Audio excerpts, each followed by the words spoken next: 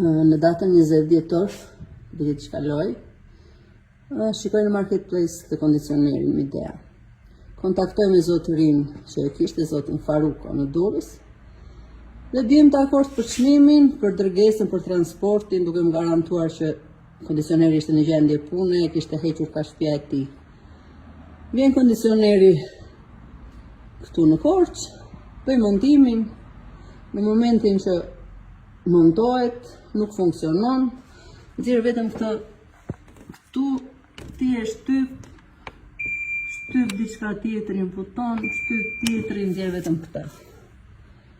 Kontaktoj me zotrin, më thot, ja ta shikoj të pyes një usta, pyet një usta, jo s'kan korrentin mirë, shiko se mos është ustaj që ta ka montuar ty, nuk është i sakt. Ka marrë dhe 4 ustallar të tjerë, të njëjtën gjë, ka të prishur paketën.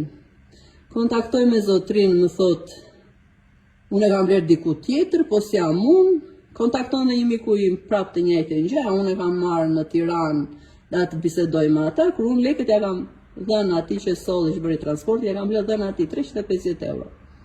Tani zotria nuk hap telefonin, nuk shikon mesazhe. Kështu që nuk di çfarë të bëj. Ndoshta janë lekë të humbura, nuk e di.